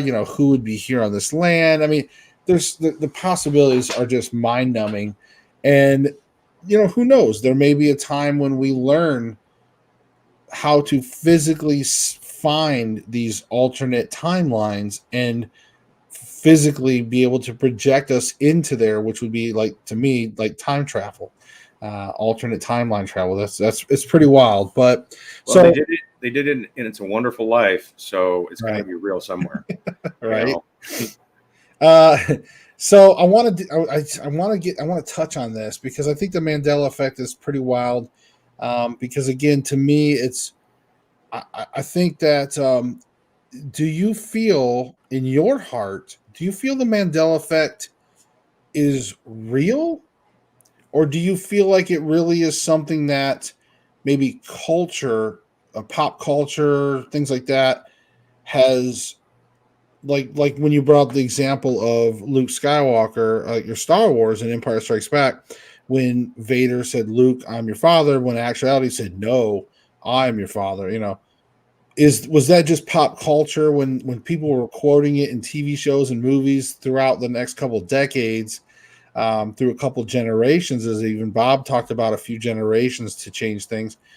Is that just because of culture that was just kind of in tongue in cheek, like referencing Star Wars, like, "Luke, I'm your father," just to kind of cheek that out there, even though they weren't perfectly quoting it? I mean, No, actually, even James Earl Jones himself, the guy who said the line, repeated the whole thing, "Luke, I am your father," before people were making a big deal about it on the internet with the whole Mandela effect. He would recall that particular line as being the most powerful thing that he, reading the script, understood in Empire. And it was a spoiler to him. When he read it, he was like, "Oh my God, this is huge. Luke, I am your father." And he said it gave him chills, all of that. In interviews, they refer back to that James Earl Jones himself remembers that line, "Luke, I am your father. Right. And it never happened that way. At least in the final, when it hit the theaters, Empire Strikes Back. Now, that being said, what could have happened is that James Earl Jones said that line many times, and then it changed, and George Lucas kept having him do different takes of different stuff to see how they would play, and George Lucas essentially edited in the one that actually made it, while James Earl Jones, remembers repeating the other one multiple times. Well, supposedly the real story is that in the script it was written as like Obi-Wan is your father. Uh-huh. That because Lucas wanted to keep it such a secret up until the actual last minute, that even when David Prowse was wearing the suit and saying the lines before, you know, uh, James Earl Jones dubbed the lines in the studio, that even on set, again, the script was Obi-Wan is your father. And that was, and then at the last minute, it was like, oh, by the way, you're going to say, I'm your father, whatever. So it was the very, very last minute because that's how tight they were on leaks. Now, again, as far as James Earl Jones and him going into the studio and reading those lines, again, like you said, who knows? He could have had a variety of line reads. And the one that he personally could have liked was Luke, I'm your father. And maybe that's the one that just really stuck out. And maybe he started the Mandela effect when he started talking about it. That could be. But again, that's why we're talking about this stuff, folks. This is just theory. We're throwing it out there. So I've been teasing you all, and I keep talking about this. So I'm just going to bring this up. But I brought up 50 Mandela Effect examples. These are just some common ones. So maybe some of these might stick. Maybe some of them might not stick. I guess this first one is Jif versus Jiffy.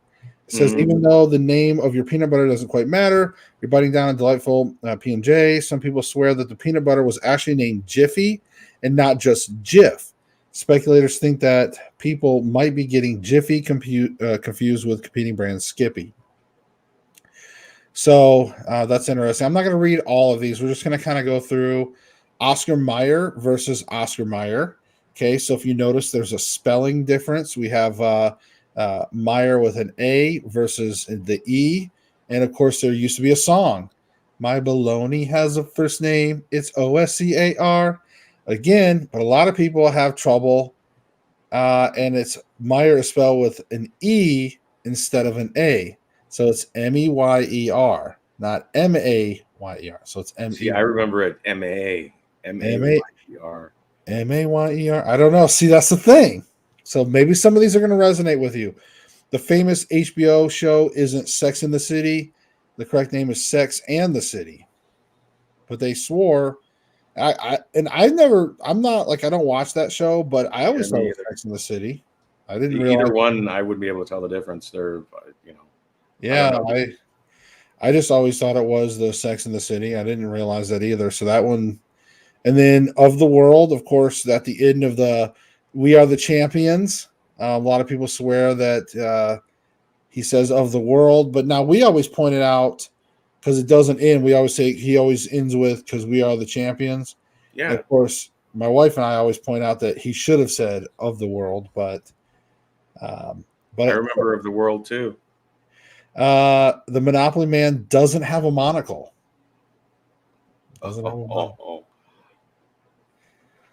I don't know. I when you think about it, like I don't.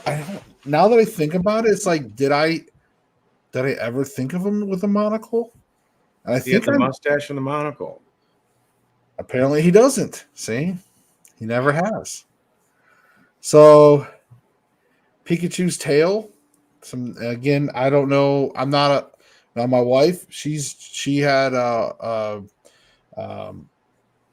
one of her sons was a very big Pikachu, like Pokemon stuff. It was kind of, I was in the military. I was older,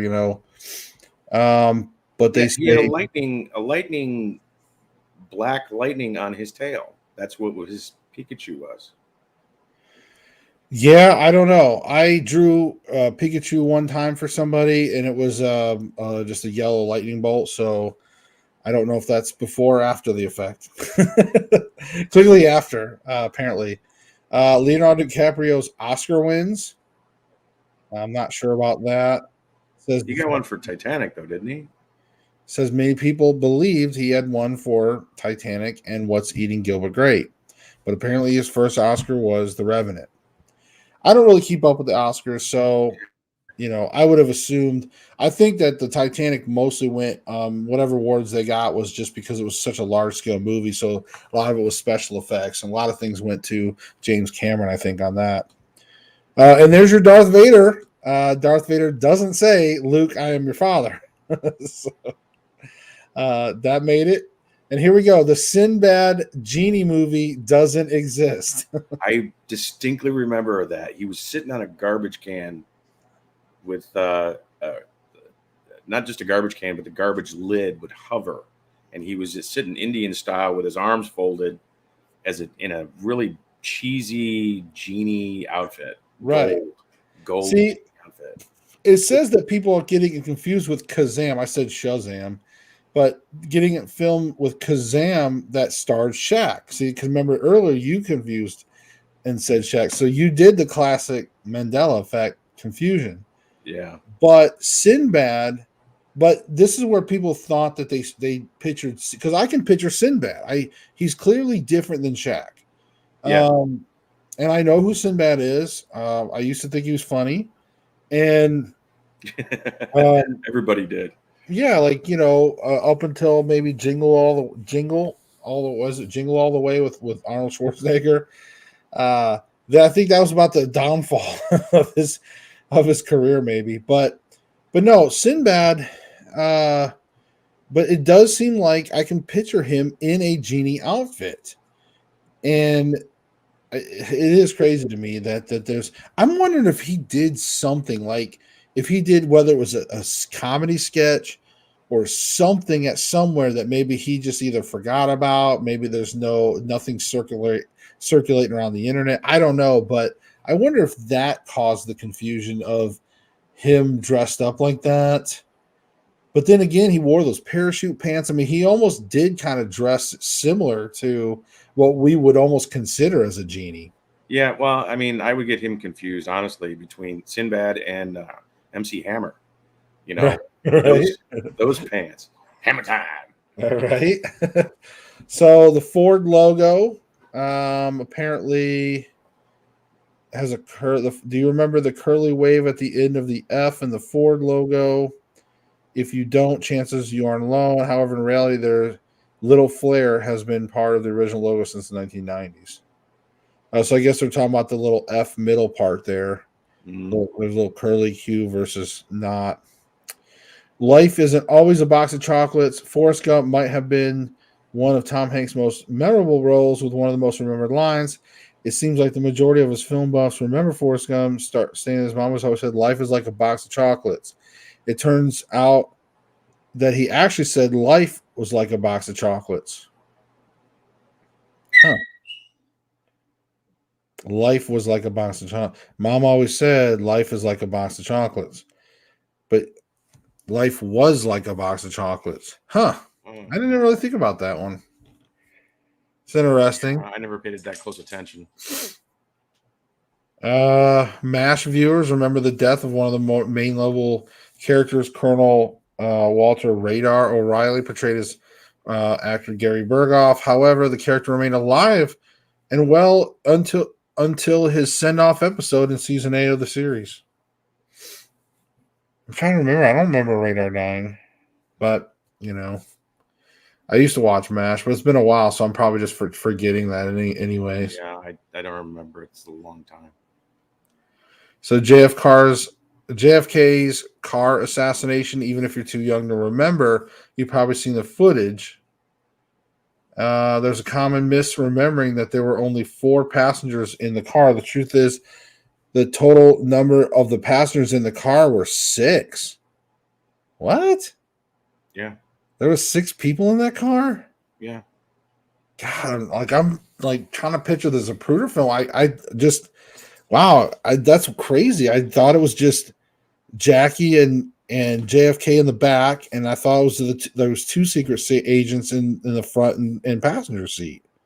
No, the front seats were one was a congressman. Well, yeah, that's right. Who got hit with the ricochet, Right. with they called the magic bullet, The wrist and right? right. Huh. Yeah, I never thought of 6 people in that car. That is something that I guess I just never thought much of. Huh. Lucy, you got some splaining to do. Was never actually said in the iconic sitcom I Love Lucy. The people who remember the famous catchphrase by Lucy's husband, Ricky Ricardo, as Lucy, you have some splaining to do, might be a little in a different universe. Instead, Ricky was filmed saying, "Splain that if you can," and Lucy, "Splain."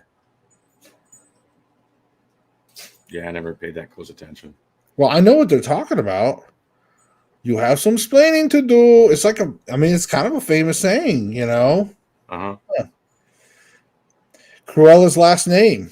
If you're a Disney lover or movies and dogs, chances of you seeing the 1960s hit 101 Dalmatians, even though there's a song about Cruella, it is common misconception that her last name is spelled DeVille instead of Devil, which is quite fitting for this particular Disney villain. So it's common misconception the last name is spelled DeVille instead of Devil. Although there was a shot in the life and the real life one of with oh god, I can't remember what her name is now. The license plates on her car were spelled Devil. It wasn't DeVille. Her vanity plates were misspelled that way. So I guess double stuff. There isn't a second F. Some of the stuff is just, I'll be honest with you folks. Some of this stuff it might just be because I don't pay attention. I just assume things like this Oreo double stuff, 1F versus 2Fs. I don't know. I probably just don't pay attention to that. Meet the Flintstones, even though you have probably been pronouncing or singing their theme song of the name of this beloved anime family as the Flintstones, the actual name of this prehistoric family is the Flintstones. Flintstones. The actual name is Flintstones. oh, I see. Well, Flintstone, that's what from The Rock, Right. The Stone Age family. Right. Again, some of these may resonate with you, some of them may not. And that's what I wonder about the Mandela effect is like, is it just because we never fully pay attention to some of this stuff, like the double stuff, it's like 1F, 2Fs, and then you just maybe your mind fills in with 2Fs because that's the proper spelling. And then all of a sudden one day you wake up and you're like, what I'm missing an F. Nifty 50 United States. Most of us can recall learning about the 50 states, 13 colonies. However, when we were taught about early American history, most people swear about learning about 51 or 52. This may have been okay. Yeah, that's dumb. I never remembered ever being more than 50 states. Sorry, folks. No, me either. I'm not with you on that. That sounds like a millennial thing right there. Yeah. I'm sorry, but that does. I'm not trying to offend any millennials out there, but it's the teachers that teach the millennials that, actually, that you gotta love teachers. Whenever you hear the word, actually, something's not going to be right. Kit Kat versus Kit-Kat. There's never been a hyphen between Kit Kat. Okay. I believe you. Chartreuse, the controversy with this Mandela effect. There's parallel universes. Some people swear that they learn the color chartreuse is a pink / magenta color, when in reality it's a green / yellow hue. Yeah. I'm colorblind. I actually didn't even realize what chartreuse was. I just knew it was a color. I never really thought about it. I don't really know all the weird names of some of the colors. Honestly, I didn't even know magenta was a color until I saw Rocky Horror Picture Show. It's a beautiful day in the neighborhood, but the actual lyric goes, "It's a beautiful day in this neighborhood." Ah, Never thought about that, but yeah, no, I've always sung it as "It's a beautiful day in the neighborhood," exactly. but apparently I've been wrong. I've been Or living in an alternate reality. exactly. Hello, Clarice. Does your hair crinkle up on the back of your neck every time you think? And some people swear that he greets her with "Hello, Clarice," but in actuality, he simply says "Good morning." Hmm. It's been a long time since I've seen the movie, so I See, never really freaked out by the movie either. Other people got freaked out by it. I never really did. it makes you wonder, like, did somebody make a joke? Because it does seem like I've heard that being used as a joke somewhere in another movie, like "Hello, Clarice," like. So it makes you wonder if people are just crossing that pop culture reference from another iconic joke or laughable moment in another movie. You know what I mean? Well, I'm gonna have to go back and watch it because I haven't seen it since it was in the theaters, and I was never really freaked out by it. I don't know why. Huh. So risky business. See, Tom Cruise, legendary risky scene where he's depicted, dancing around in the button-down shirt, tidy whities, and a pair of sunglasses. However, in the scene, he's not wearing sunglasses. I thought he was wearing Ray-Bans. Yeah, me too. I know that he's worn Ray-Bans and stuff in other movies. Maybe I'm just, again, it's little things like that, man. Well, he wore Ray-Bans throughout that whole movie. That was the thing. Right. Even the poster has him wearing the Ray-Bans. Again, is it just our mind filling this in, or crazy man, a little glitch in the matrix? No, that man was the biggest salesman for sunglasses in the history of this country. Yeah. Back in the 80s, everybody went to the Ray-Bans immediately. Dude, I still think of Ray-Bans and Tom Cruise. I mean, Yeah. I even have a pair of Ray-Bans that are from I think about Tom Cruise when I wear them. I don't feel like him. But all right, the Golden Droid, another Star Wars Mandela Effect that has even tricked some of the most diehard fans. The lovable robot sidekick C-3PO is depicted to some as being all gold from head to toe, but if you take a closer look, the droid's right leg is silver below the knee.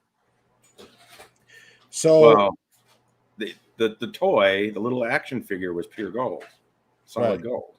Right. So, But I will say this is something that I've always known about, and that is, yes, there is that section if you go back and watch the movie, and that has been around, that he has a silver leg from the knee down on this right side.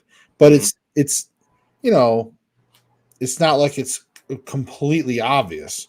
Plus, they were in the desert, so a lot of the sand was reflecting off that silver, making it kind of give it a little bit of a tan, goldish look. Anyways, it's really hard to tell, and a lot of the movie obviously is not showing his feet all the time, So that is a tough one, but yes, I actually do know of the silver leg. and they explained it in episode 1 why that's the way it is, because he was naked in episode 1, so they had to find spare stuff to give him. Cheez It or Cheez Its. The name of the brand is Cheez It without the Z. Not sure I really put much thought into that one. Run, you fools. So for those Lord of the Rings, and when Gandalf tells Frodo and the rest of the crew, "Run, you fools," before his dramatic fall, truth is the wise wizard is actually saying, "Fly, you fools." So I'm not sure. I've watched the Lord of the Rings and I completely forgot most of the movies. Well, the line he says right before "Fly, you fools," to Frodo is "Run, you fools!" They're being chased down the hallway by the Gargoth or whatever. I can't remember what it's called now. Down the hallway, and he's like, "Run, you fools!" They get across the bridge, and then after the bridge, collapses and stuff, he says, "Fly, you fools!" So I mean, he says both. They just don't put it in the right order. Right. Gotcha. Where's Cinderella's castle? They say it's right near the entrance to Disney World. However, it's just beyond the iconic Main Street. I don't know. I don't really pay attention to that because I don't really go to Disney World or anything. Mona Lisa's smile. Art history buffs swear that Mona Lisa herself had a more clear smile painted on her face. I think that's more of an interpretation thing. I think that's always been a thing about the Mona Lisa is whether she's smiling or not. That's always been open for interpretation. Yeah, I never thought so. The Fruit of the Loom logo. Do you remember the Fruit of the Loom logo stitched on the back of your undies? If you recall a cornucopia of fruit spilling out of it, you may be living in a parallel dimension. The original logo is just a pile of fruit.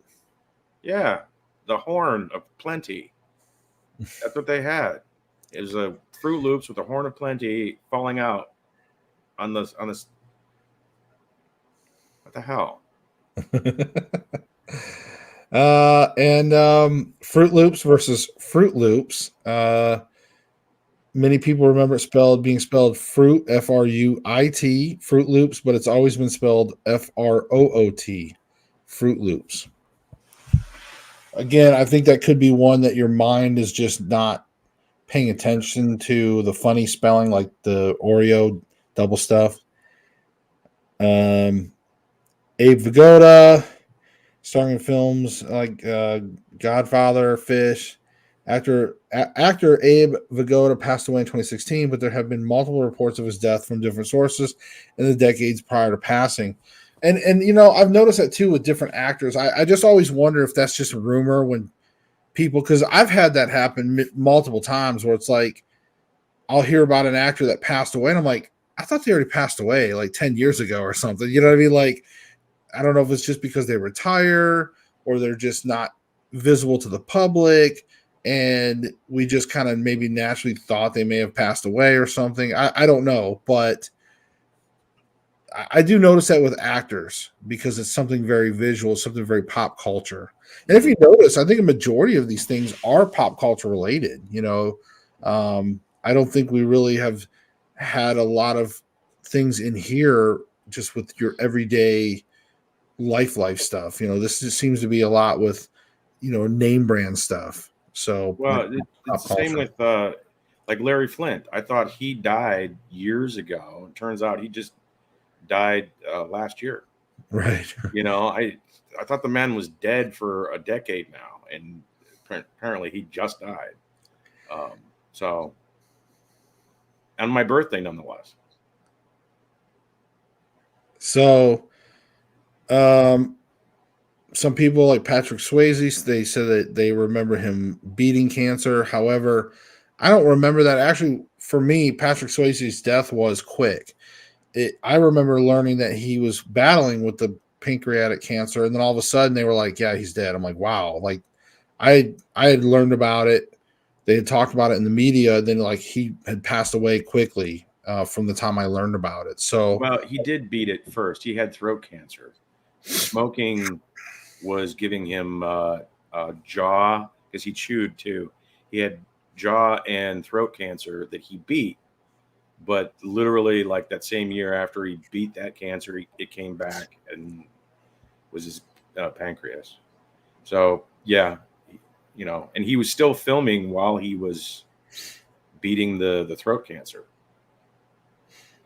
The Curious George's tail. Some people remember him having a tail. Some people, but he's tailless. So if you thought Curious George had a tail, I never paid attention. The Challenger space shuttle explosion. Most people think of it as in the 85 or 84, but actually was in 86. Yep. So I remember when that happened. So I do remember it in 86. Me too. the Lindbergh baby case. I'm just kind of gonna wrap up some of this because we got to start wrapping up the show. Neil Armstrong's death again. Ed McMahon. Wait a minute. Appearing on people's doorsteps. He endorsed it, but never appeared on camera. So that's pretty wild. Ed McMahon endorsed the Publisher Clearinghouse sweepstakes, but he never showed up with checks or anything. But then again, I think it was like a camera crew that would show up to people's door and like they'd have like a check in their hand, like that big old cardboard check that we all wish we'd get. Yeah. You know. But I guess I could see where people pictured Ed McMahon standing there, you know, or something. So Berenstein versus Berenstein, whatever. Berenstein Bears versus Berenstein Bears. They're actually the Berenstain, Stain Bears. So that's what they're actually called. Like you see in the example, Stein. That's not what they're called. So I can see where that spelling error would occur, like in the TV listings. I could see where that could be an error more than Mandela Effect. Gremlins. I'm just trying to do some of the ones that I find interesting, but Gremlin was Spike, but the actual name of the village creature was Stripe. A lot of people call him Spike, but it was actually Stripe. Looney Tunes versus Looney Tunes. That's just, again, another spelling thing. Mm-hmm. Evil Quinn's Mirror, Magic Mirror on the Wall. But yeah, I just wanted to, you know, really kind of cover. I thought it'd be kind of cool to go through some of these. So, folks, we're going to start kind of wrapping things up. It's been a long show, guys. It's like 10 after 11, man. It's like my butt's starting to hurt. So I can't do those big marathon shows, man. Like once we start hitting that 2-hour mark, man, I'm like, my butt's starting to hurt. I'm ready to get up. I mean, my office chair is like, it's okay. But, you know, I mean, it's like one of those old leather, you know, whatever deals. But man, guys, look, it's been fun. I love talking about some of this in-depth, you know, it's just fun to just go deep and start thinking about some of the big picture stuff, maybe some ideas thrown out there. I hope you guys learned a lot from Stacy and myself about just some theories, some fun things out there that we may or may not believe. And some of this I don't fully believe. I just throw it out there and I've had those thoughts. And I'm like, you know, I wonder if this, and this, you know. And that's all we wanted to do was just take a new perspective, a different viewpoint, so to speak, on the strange or the paranormal, the big pictures, whether we're the ghosts or, you know, the alternate timelines, the Mandela Effect. I think is really cool to kind of really dive in and try to figure out what's really causing that. Is it just our minds filling in what we think it should have been? Was it maybe just confusing with other pop culture references, jokes from other movies? Because I remember, you know, you had some of these movies that would make jokes referencing other movies and they would quote other movies. And it's like, were they getting it wrong? Or, you know, in that case, like the Hello Clarice, you know, wasn't there like a scene, and who knows, it's going to be probably another Mandela Effect. Wasn't that the one scene when it was the cable guy with Jim Carrey? Where he put skin on his face and he's like, Hello Clarice or something. Wasn't that like that line? So are we picturing that now when we're doing these going, wait a minute, didn't he say that like when she walked up and then you like picture in your mind, now your imagination, which is an amazing tool, has simulated that. And you picture Anthony Hopkins actually saying, Hello Clarice, you know. So again, I think it's pretty cool that we kind of dived in and looked at some objective things about the Mandela Effect. I had fun. So, Stacy, do you have any last minute words you want to throw out there to people? No, I mean, we, you know, went in depth to, you know, everything that you know, as far as alternative stuff outside of getting into the ancient alien stuff, which we didn't go heavy into. You know, theories abound. We got it. Yeah, awesome. So, guys, as we wrap up, remember if you want us to talk about anything specific, like if you've had a topic on your mind that's, you know, paranormal related or, you know, who knows, even conspiratorial related, you know, things like that, guys, don't be shy. message me, email me, or just throw it in the comments on this video. Be like, hey guys, can you maybe talk about, Chernobyl or something? I don't know, like whatever's been on your mind, whatever you think, throw it in the comments. We want to hear your feedback, your comments. Other than that, guys, I loved it. Love you. Terry Lynn says, awesome show. Great job. Night, Stacy. So good night, everybody. And remember, we'll see you next Thursday and seek the truth.